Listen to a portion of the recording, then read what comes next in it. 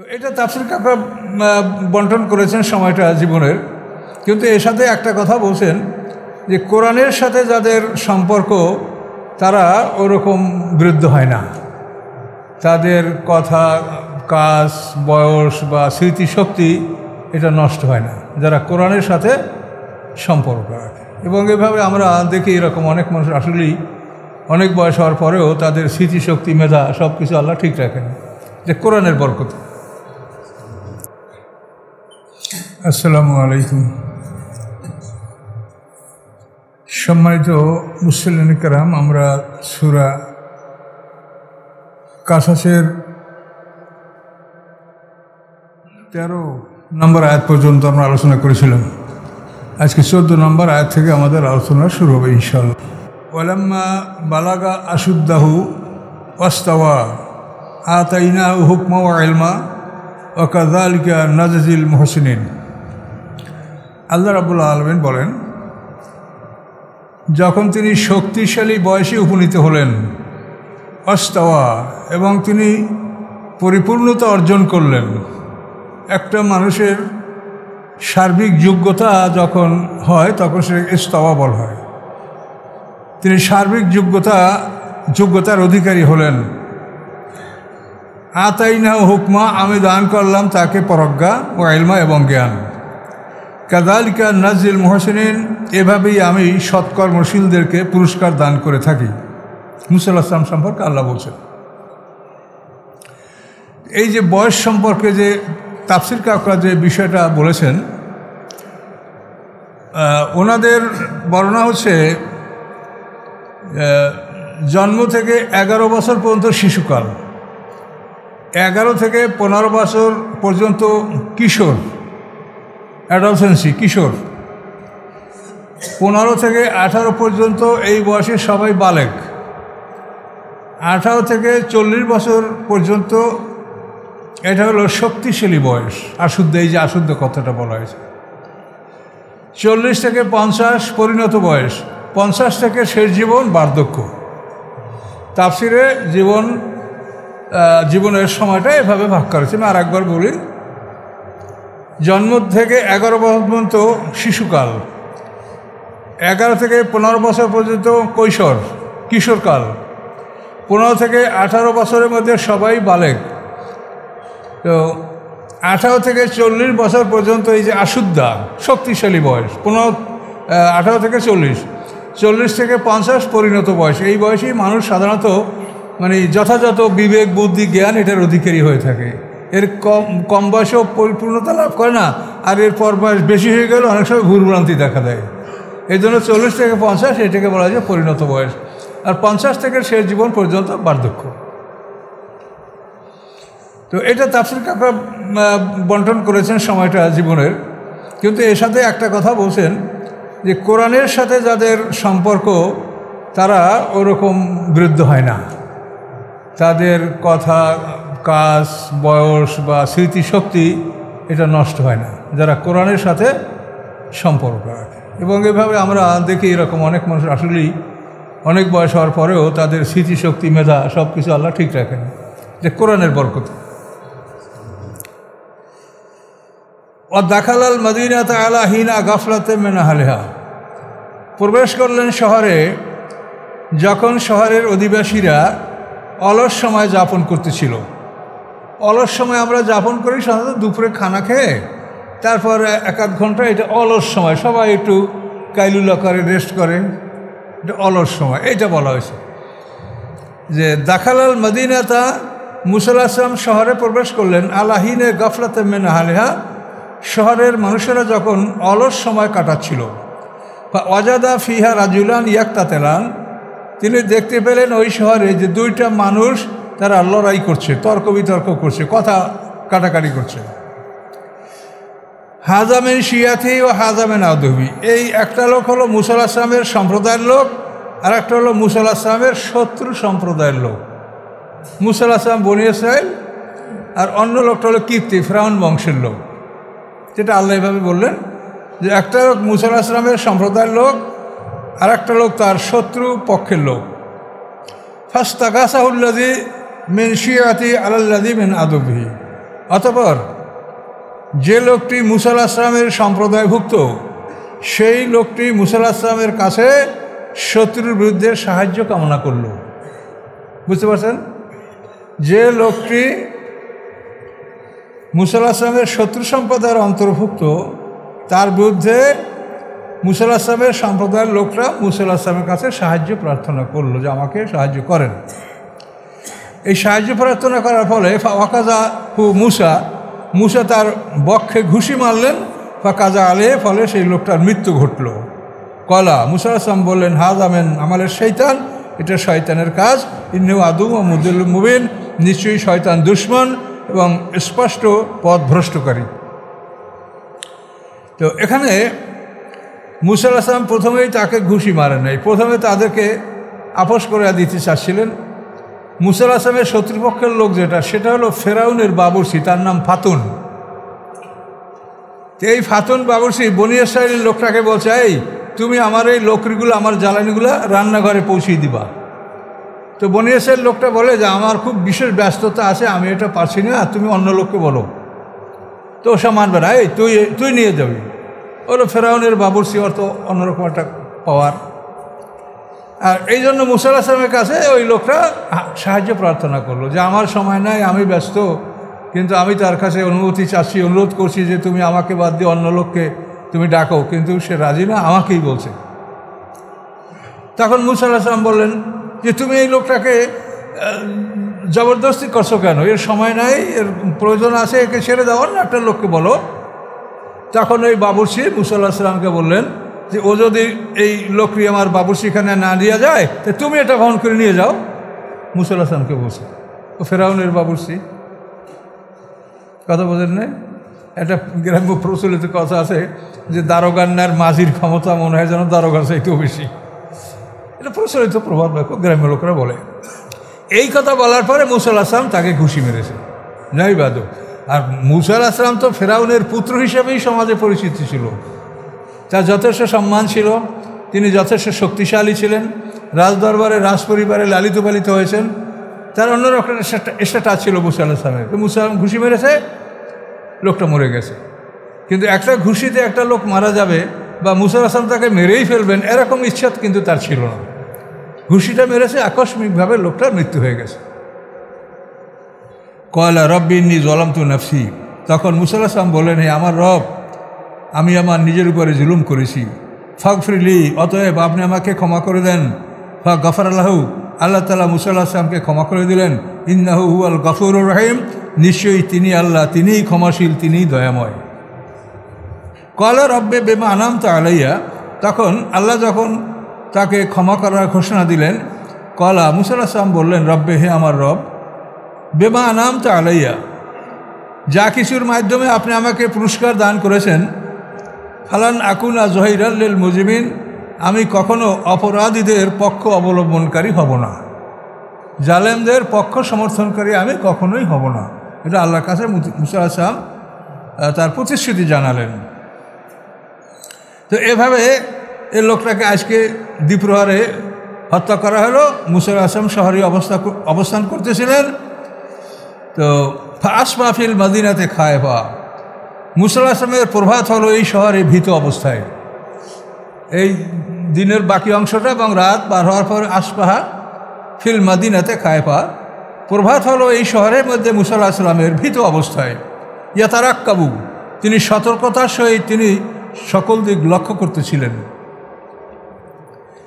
হঠাৎ করে ফায়জাল্লাজি, হঠাৎ করে ওই ব্যক্তি ইস্তারানসারাহু বিল আমসে, যে ব্যক্তি গতকাল মুসা আলাইহিস সালামের কাছে সাহায্য প্রার্থনা করেছিল, ইয়াস্তাসরিকুহু, সেই লোকটা আবার মুসা আলাইহিস সালামকে সাহায্যের জন্য চিৎকার করছে। যে লোকটা গতকাল মুসা আলাইহিস সালামের কাছে সাহায্য কামনা ছিল, ওই লোকটাই আবার মুসা আলাইহিস সালামের সাহায্যের জন্য চিৎকার করতেছিল। কলালাউ মুসা তাকে বললেন, ইন্নাকা লাগাবিয়্যুম মুবিন, তুমি স্পষ্ট একটা ভ্রান্ত মানুষ, তুমি গতকালকে আমার কাছে সাহায্য চেয়েছো, ফলে আমি একটা লোককে হত্যা করে ফেলেছি, আজকে আবার তুমি আর এক ঝগড়া নিয়ে আমার কাছে আসছো, তুমি একটা স্পষ্ট বিপদগামী মানুষ, গাবিয়্যুম মুবিন, তুমি একটা স্পষ্ট বিপদগামী মানুষ।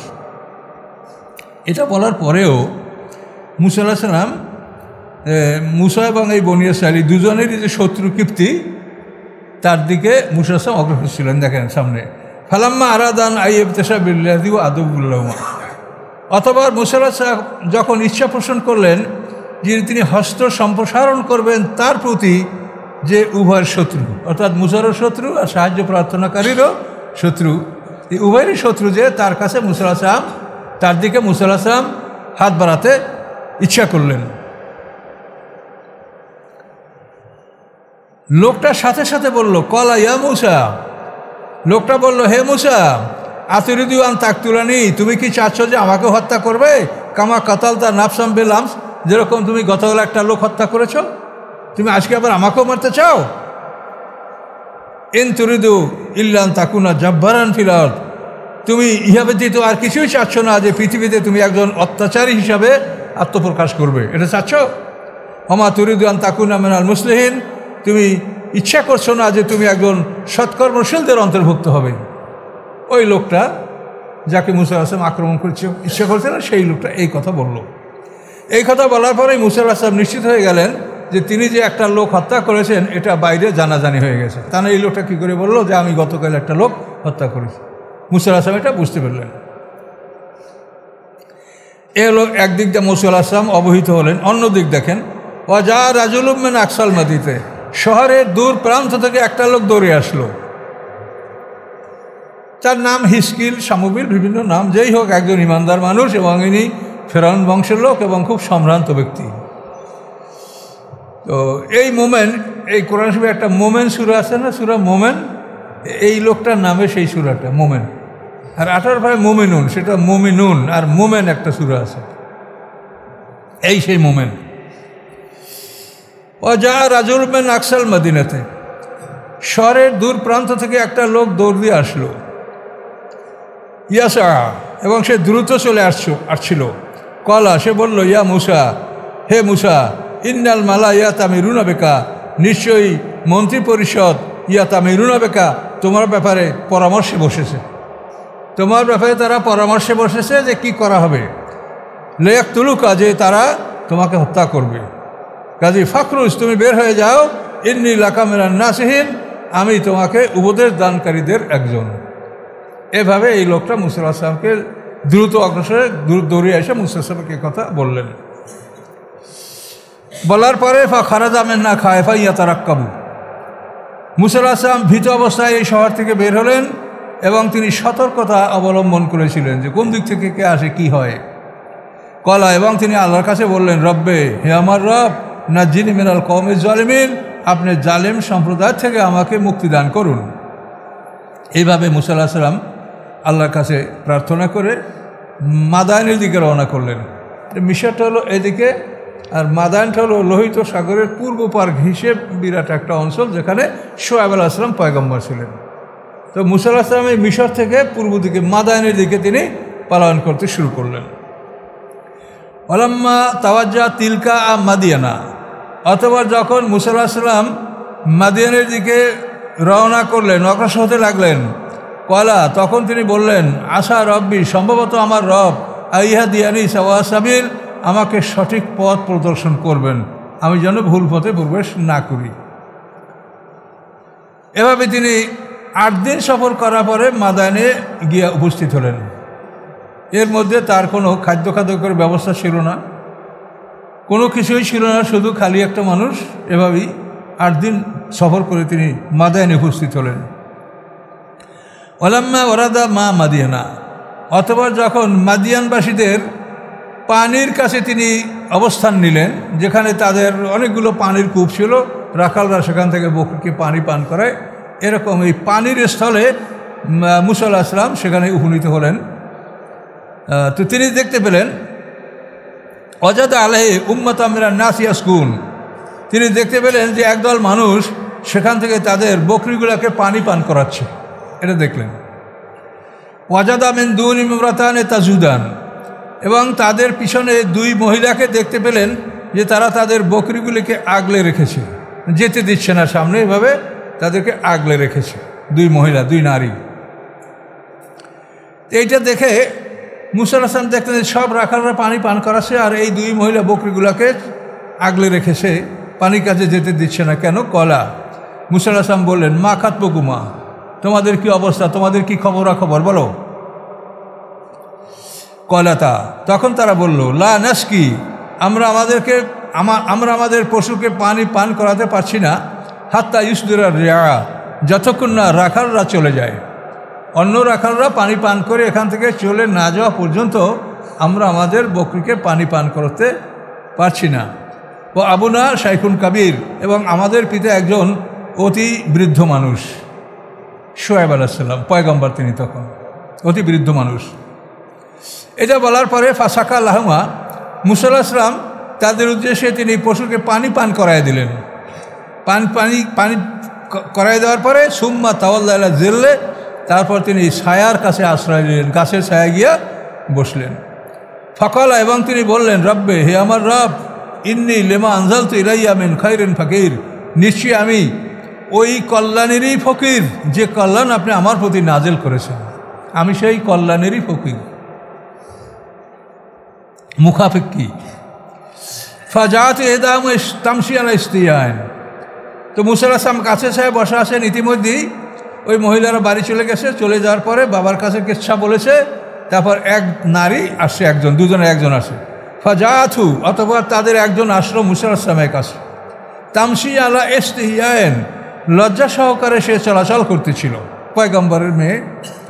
কলাত, সে মেয়ে বলল, সফুরা তার নাম, সে বলল, ইন্না আবি ইয়াদউকা, নিশ্চয়ই আমার পিতা তোমাকে ডেকেছে, আপনাকে ডেকেছে, লিয়াজজিয়াকা, যে আপনাকে তিনি মজুরি দিবেন, আজরা মা সাকাই তেলানা, উহার যা আপনি আমাদেরকে পানি পান করিয়ে দিয়েছেন, এটার মজুরি আমার আব্বা আপনাকে দিবেন, এই জন্য আপনাকে আব্বা ডেকেছেন। পয়গম্বররা কোনো মানুষকে দ্বারা এমনি কাজ করিয়ে রাখেন না, এই জন্য আপনারাও এটা করবেন। আপনি রিক্সা করছেন যে আপনি বাসায় যাবেন, তাকে যদি আপনি পথে 5 মিনিট 10 মিনিট লেট করান বা অন্য কোনো কাজ করান, আপনি সেটা বিবেচনা করে তাকে মজুরি দিয়ে দেবেন। কেন আপনি বলছেন যে আমি তোমাকে নিয়ে অমুক জায়গায় যাবো, কিন্তু আপনি পথে তাকে 5 মিনিট লেট করালেন, এটার জন্য তাকে আপনি মজুরি দিবেন। তার কারণ এটা এই যে পয়গম্বরের নিয়ম দেখেন, যে কোনো মানুষকে এমনি সে খাটাবে না। একটা মানুষ তার সময় নষ্ট করলে আপনি তাকে মজুরি দিবেন, তাতে সেই লোকটাও সন্তুষ্ট হবে, আপনারও মনটা ফ্রেশ থাকবে, আল্লাহর কাছে পুরস্কার পাবেন। মানবতা কিন্তু একটা বিরাট জিনিস, এই মানবতা ছোটোখাটো জিনিসের মধ্যেই ফুটে ওঠে। আচ্ছা, আমার আব্বা আপনাকে বিনিময় দিবেন উহার যা আপনি আমাদেরকে পানি পান করে দিয়েছেন। তো এরপরে এই মেয়েটাকে বলা হয়েছে ইস্তিহিয়ায়েন, লজ্জা সহকারে। এই মেয়েটা লজ্জা সহকারে মুসা আলাইহিস সালামের কাছে উপস্থিত হচ্ছিলেন। এখন এই মুসা আলাইহিস সালামকে পথ দেখিয়ে আগে আগে চলছিলেন, আর মুসা আলাইহিস সালাম তাকে বললেন যে আপনি আমার সামনে না থেকে পিছনে থাকেন, হাতে কঙ্কর রাখেন, কোন দিকে গেলে কোন রাস্তায় যেতে হবে সেদিকে আপনি একটা কঙ্কর নিক্ষেপ করে ইশারা করবেন, আমি সেই পথ ধরব। মুসা আলাইহিস সালামও এভাবে তাকে আদেশ করলেন। এরপরে তিনি শোয়েব আলাইহিস সালামের কাছে গিয়ে উপস্থিত হলেন। ফালাম্মা জাহু, অথবা যখন তিনি শোয়েব আলাইহিস সালামের কাছে আসলেন, অকাস্যা আলাইহিল কাসাসা, এবং তার কাছে সমস্ত ঘটনার বিবরণ দিলেন। কলা, তখন শোয়েব আলাইহিস সালাম বললেন, লা তাখাফ, আপনি ভয় করবেন না, নাজাউতা মিনাল কওমিজ জালিমিন, আপনি জালেম সম্প্রদায় থেকে মুক্তি লাভ করেছেন। শোয়েব আলাইহিস সালাম এই ঘোষণা দিলেন। কলাত এহদাহুমা, তখন 2 কন্যার 1 কন্যা বলল, 2 কন্যার 1 কন্যা, বড় কন্যা সফুরা, তাফসীরে লেখা, তিনি বড় মেয়ে সফুরাই বলছিলেন, ইয়া আবাতে, হে আমার পিতা, ইস্তাজিরহু, তাকে আপনি কাজে নিয়োগ করেন, কাজের মানুষ হিসেবে রাখেন। আপনি বৃদ্ধ, আমরা মেয়ে, কাজে এই লোকটাকে আপনি কাজে রাখেন। ইস্তাজিরহু, তাকে আপনি কাজের লোক হিসেবে রাখেন। তো ইস্তাজিরহু, তাকে আপনি কাজের মানুষ হিসেবে আপনি তাকে রাখেন। ইন্না খায়রা মানিস্তাজারতাল কাবিউল আমিন, নিশ্চয়ই উত্তম কাজের লোক সেই হয় যে শক্তিশালী হয় এবং আমানতদারি হয়। কাজের লোক সেই ভালো যার শক্তিও আছে এবং আমানতদারি আছে। তো মেয়েটা সাক্ষী দিলেন যে এই লোকটার মধ্যে শক্তিও আছে যথেষ্ট, যে কূপের পাথরগুলি হঠাৎ অনেক লোক প্রয়োজন হয়, সেই কূপগুলির হতে তিনি একটা পাথর অপসারণ করে বকরির পানি পান করার ব্যবস্থা করে দিয়েছেন। লোকটা শক্তিশালী এবং সাথে সাথে সেই লোকটা আমানতদার। তাহলে কাজে নিয়োগ করবেন কাকে? যে শক্তিশালী এবং আমানতদার। এটা মেয়ে প্রস্তাব দিলেন বাবাকে। এই প্রস্তাব দেওয়ার পরে এখন শোয়েব আলাইহিস সালাম বলছেন, তিনি বলছেন, ইন্নী উরিদু আন উনকিহাকা হে দাবনাতাইয়া হাতাইনি আলা আন তাজুরানি সামানিয়া হেজাজ। শোয়েব আলাইহিস সালাম বললেন যে আমি চাচ্ছি যে তোমার কাছে আমার এই দুটো কন্যার একটা কন্যা বিয়া দেব, এই শর্তে যে তুমি আমার এখানে 8 বছর কাজ করবে। তুমি মহারণা দিতে পারবে না, তোমার কাছে কিছু টাকা পয়সা নাই, 8 বছর তুমি আমার পরিবারের কাজ করবে। ফাইন আত্মাম তা আসান, যদি তুমি 10 বছর পুরো করো ফামেনেন দেখা, সেটা হবে তোমার বিষয়, তোমার মতামতের উপরে। তুমি ইচ্ছা করলে 10 বছর পূরণ করতে পারবে, কিন্তু 8 বছর কন্ট্রাক্ট যে তুমি আমার পরিবারে থাকবে এবং আমার পরিবারের পারিবারিক কাজগুলো করবে। অমা উরিদান আশুক কালাইকা, পয়গম্বর বলবেন যে আমি তোমার উপরে কোনো কঠোরতা আরোপ করবো, এটা আমি চাচ্ছি না। তোমার উপরে আমি কোনো কঠোরতা আরোপ করব না যে এটা করতেই হবে, এটা থাকতেই হবে। সাতাজুদ্দিন ইনশাআল্লাহ মিনাস সালিহিন, অচিরেই তুমি ইনশাআল্লাহ আমাকে পাবে যে আমি সৎকর্মশীলদের অন্তর্ভুক্ত। শোয়েব আলাইহিস সালাম নিজের পরিচয় দিতে গিয়ে এই কথাটা বললেন। কয়লা মুসা আলাইহিস সালাম বললেন, জালেকা বাইনি অবাইনাকা, এটা আমার মধ্যে এবং তোমার মধ্যে একটা শর্ত, এটা আপনার মধ্যে আমার মধ্যে একটা শর্ত, একটা সন্ধি। আইয়ামাল আজালাইনে কাদাইতু, এই দুইটা সময় যে সময়টা আমি পূরণ করব, ফালা উদওয়ানা আলাইয়া, আমার উপরে যেন কোনো চাপ সৃষ্টি করার না হয়। দুইটা সময় আপনি বলছেন 8 এবং 10, এই দুটার যেটা আমি পূরণ করব সেটা আমার ইচ্ছা, এ ব্যাপারে আপনি আমার উপরে কঠোরতা অবলম্বন করবেন না, এটা মুসা আলাইহিস সালাম বললেন। আল্লাহু আলা মা নাকুল ওয়াকিল, এবং আমরা যে কথাগুলো বলেছি এই কথার দায়িত্বশীল আল্লাহ রাব্বুল আলামিন, তিনি এর কর্মবিধায়ক।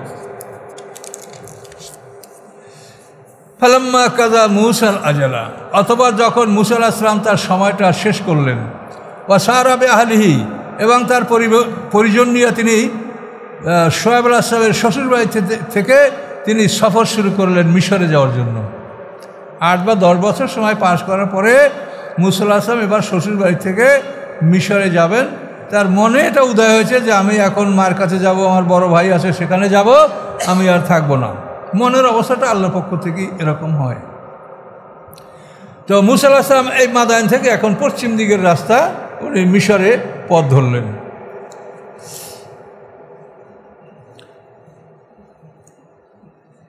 ওয়াসারাবে আহলিহি, তিনি তার পরিজন নিয়ে সফর শুরু করলেন, যাত্রা শুরু করলেন।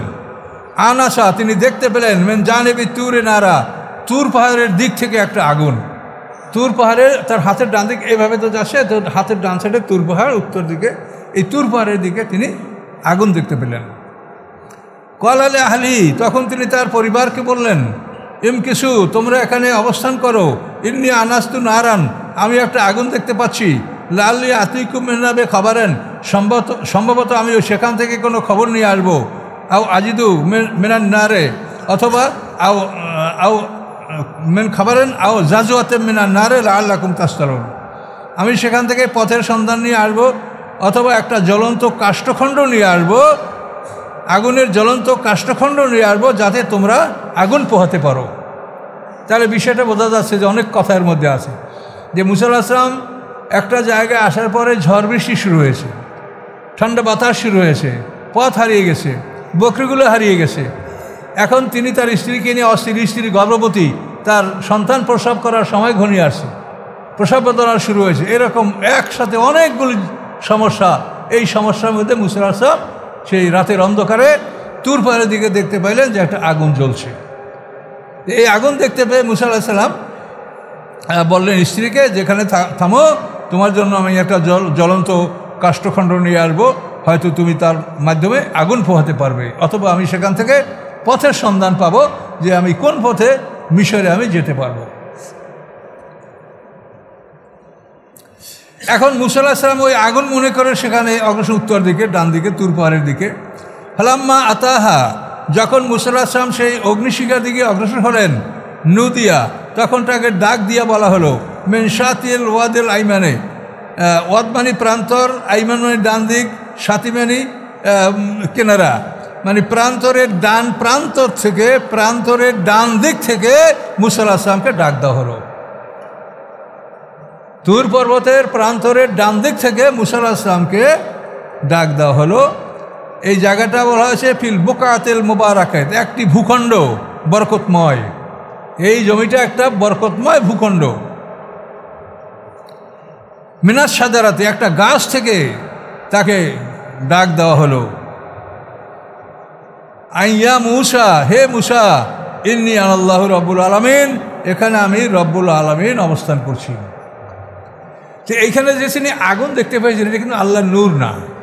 আল্লাহর নূরকে কখনো আগুন বলা হয় না। এটা হচ্ছে ওখানে ফেরেশতারা ছিলেন, অগণিত ফেরেশতারা।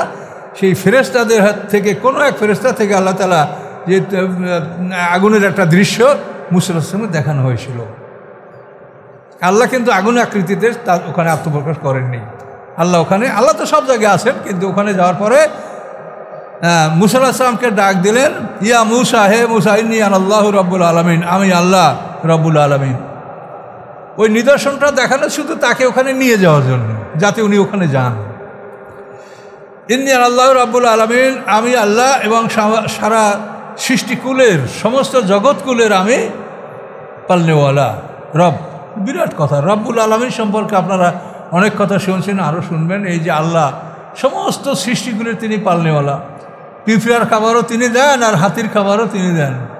পুঁটি মাছকে তিনি খাইতে দেন, এবং তিমি মাছের খাবারও তিনি সরবরাহ করেন। তিনি রব্বুল আলামিন।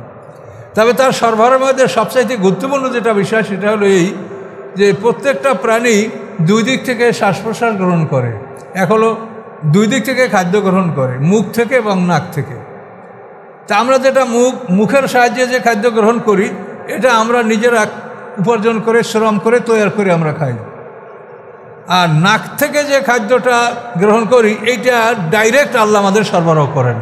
সেটা হলো অক্সিজেন। এই যে অক্সিজেন না হলে আমরা 5 মিনিটও বাঁচব না। তো এই খাদ্যটা নাকের খাদ্য এবং অত্যন্ত গুরুত্বপূর্ণ। এইটা আল্লাহ তাআলা নিজে সরবরাহ করেন প্রত্যেকটা প্রাণীকে।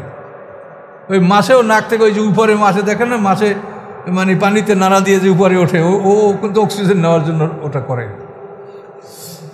তো এভাবে আমাদের মুখের খাদ্য, মুখ থেকে যে খাদ্য গ্রহণ করি, এটা তো আমরা আমাদের পারিশ্রমিকের মধ্যে আমরা জোগাড় করি। আর আল্লাহ বলেন যে তোমার জন্য সবচেয়ে গুরুত্বপূর্ণ যেটা খাদ্য, সেটা আমি সরাসরি তোমাকে সরবরাহ করছি, এবং এমনভাবে সরবরাহ করছি যে কোনোভাবে এটার কোনো অভাবের কথা তুমি চিন্তা করতে পারো না। তুমি যেখানেই থাকো সেখানেই তুমি নাকে মুখে তুমি অক্সিজেন পাচ্ছ। তুমি একটা মাছ যেরকম পানির মধ্যে ঘোরাফেরা করে, ওই রকম আমরা মানুষেরা, আমরা কিন্তু অক্সিজেনের মধ্যে ঘোরাফেরা করছি।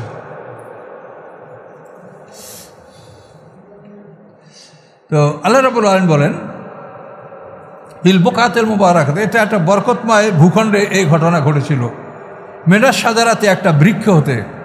আইয়া মুসা, হে মুসা, ইন্নী আনাল্লাহু রব্বুল আলামিন, হে মুসা, আমি রব্বুল আলামিন, সারা সৃষ্টিকুলের আমি পালনকারী।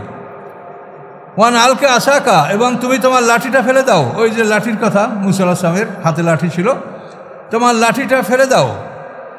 ফালাম্মা রাহা তাহতাজু, অথবা যখন তিনি দেখতে পাইলেন যে ওটা নড়াচড়া করছে, মোচড়াচ্ছে, কান্না জান, মনে হচ্ছে যেন একটা বড় সাপ। আল্লাহ মুদবেরা, মুসা আলাইহিস সালাম পিছনের দিকে পালাতে লাগলেন। ওয়ালাম ইয়াক্কেব, এবং তিনি ফিরে তাকালেন না, দৌড়।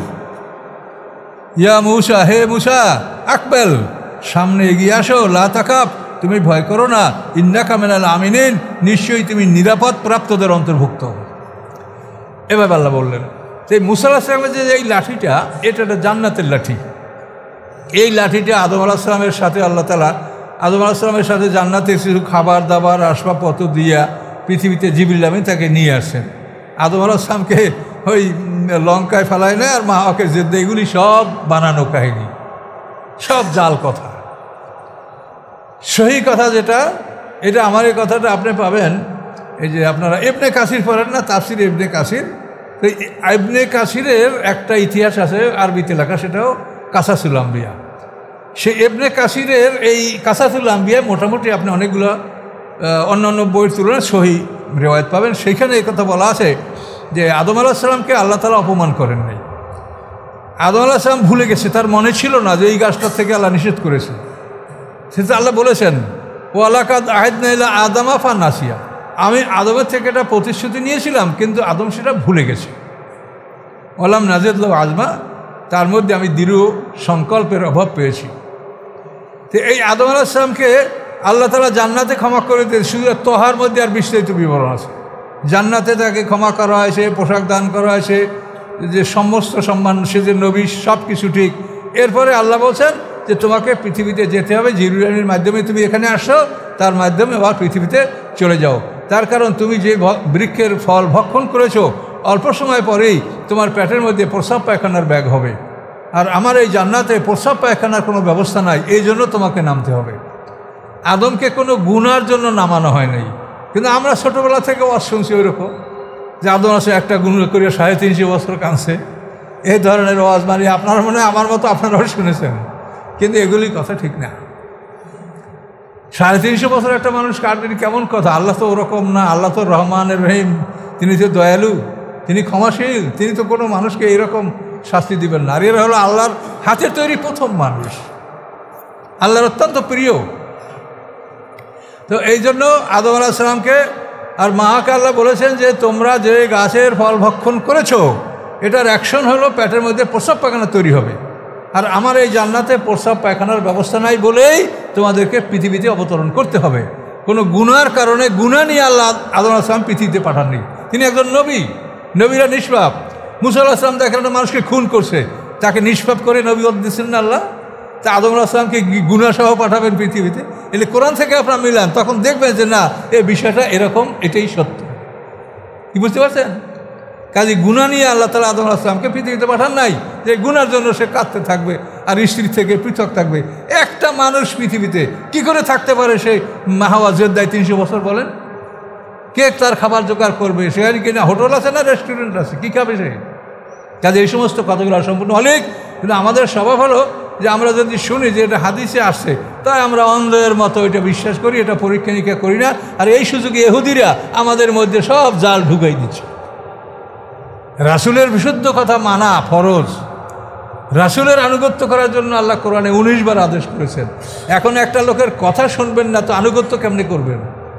আপনি যদি একজন ইন্টার্নি হন, আপনি একজন যদি নূতন সিপাহী হন, কমান্ডার আপনাকে বলবে এই লেফট হুইল তুমি বামে করো, রাইট হুইল ফরওয়ার্ড অ্যাডভান্স, তোমার কমান্ডারের কথা না শুনলে আপনি কি করে ট্রেনিং নেবেন বলেন? তো রাসূলের কথা শুনতে পারবেন না, তার রাসূলের কথা না শুনে আপনি কি করে কোরআন বুঝবেন বলেন?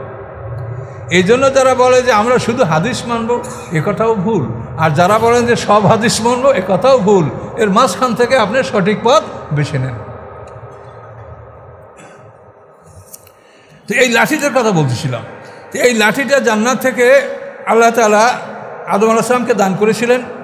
এই লাঠিটা পর্যায়ক্রমে, বংশানুক্রমে এটা ইব্রাহিম আলাইহিস সালামের কাছে আসছিল, এবং সেখান থেকে এটা আস্তে আস্তে শেষ পর্যন্ত এই লাঠিটা শেষ পর্যন্ত মানে শোয়েব আলাইহিস সালামের কাছে এই লাঠিটা আসছে।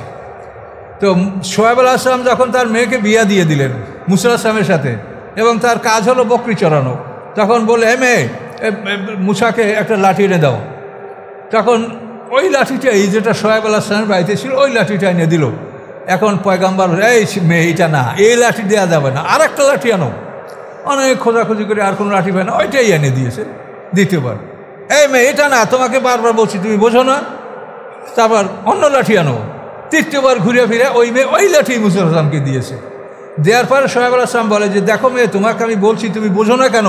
এই লাঠিটা আমার কাছে একজনে আমানত রেখে গেছে, সে যদি আমার কাছে চায় আমি তাকে কোথার থেকে দিব, এই জন্য আমি এই লাঠিটা দিতে মানা করছি। এখন মুসা আলাইহিস সালাম বলে যে না, এটা আমার লাঠি, এটা আমি আপনাকে দিব না। 3 বার আমাকে লাঠি দিয়েছেন, আবার আমার থেকে নেবেন, কেড়ে আমি দিব না। তখন আল্লাহ তাআলা একজন ফেরেশতা পাঠালেন ফয়সালার জন্য 2 নবীর মধ্যে। তো ওই পয়গাম্বর মানে ফেরেশতা যে সালিশ, উনি বললেন যে এই লাঠিটা একটা উন্মুক্ত প্রান্তরে ফেলে দেওয়া হোক, ওইখান থেকে যে লাঠিটা তুলে আনতে পারবে লাঠি হবে তার। তো এখন ওই দুজনেই মানলেন, শ্বশুর জামাই, ঠিক। তারপর মুসা আলাইহিস সালাম লাঠিটা একটা মাঠে ফেলে দিলেন। ফেলে দেওয়ার পরে শোয়েব আলাইহিস সালামকে বলা হলো যে আপনি লাঠি নিয়ে আসেন, কিন্তু উনি লাঠি স্পর্শই করতে পারলেন না, ফিরে আসলেন।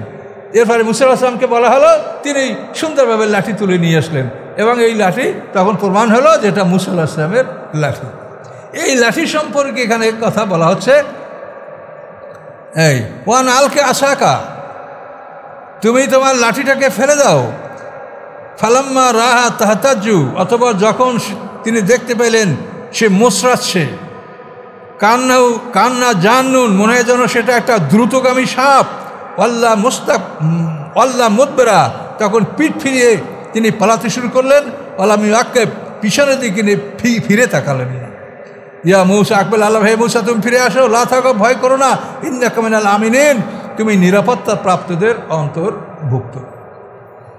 তো সাপের 3টা আরবি কোরআন শরীফে আছে। এটা হলো, এখানে আছে জান্নুন।